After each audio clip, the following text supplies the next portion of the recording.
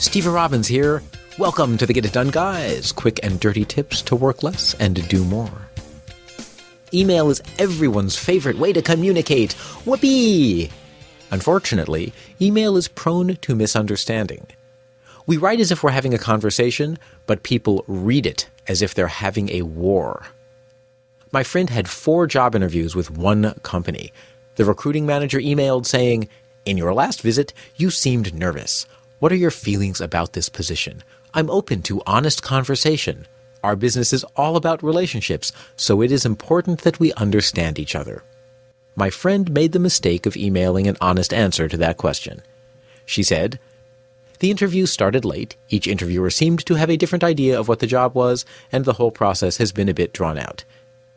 Needless to say, she is no longer in the running for the job. What should you never say in an email? Mother used to say, if you can't say something nice, don't say anything at all. That's because if you say something not nice, people give you a wedgie and hang you by your underwear from a tree branch in the woods. My therapist is still helping me work through it. The rule goes in triplicate for email. Email lasts forever, and it's admissible as evidence in a court of law. If you're going to share judgments and opinions via email, say nice things only. This sounds extreme. It is. But it's better than having your arch-nemesis pull out an old email you wrote when frustrated and use it as evidence that you can't be trusted to be a responsible team member. If your job is to evaluate someone or their work, say you're an editor working with a writer, then you may put those evaluations in email.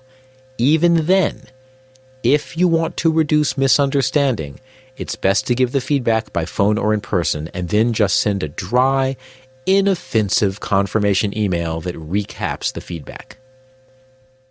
The problem is that even nice things can be misunderstood. Bernice wrote a sincere love letter to Melvin. "The way you comb your hair is so special. Your skin condition is clearing up nicely. After years of looking, I've settled on you as the man of my dreams." That's a nice letter. I wish I got more letters like that. Sadly, Melvin read it a bit differently, as a sarcastic note. "The way you comb your hair is so special. Your skin condition is clearing up nicely. After years of looking, I've settled on you as the man of my dreams." Depending on the voice tone used to read the letter, it's either a love letter or a scathing attack. Before you send an email, always read it back to yourself in a sarcastic, angry, or nasty tone of voice and make sure it can't be misunderstood. No matter how nice your writing tone, humans always seem to read things by putting the worst possible interpretation on it. If you say anything in an email about being right or wrong, it will blow up in your face.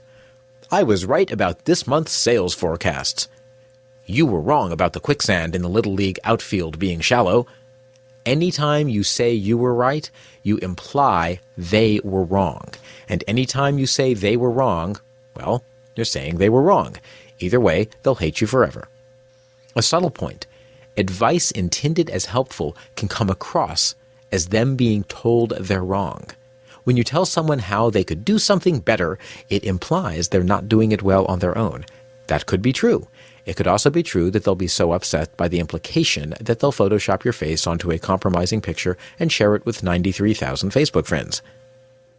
If you're commenting on someone's clothes, the work they've done, their clothes, or their bathing habits, you're giving an opinion.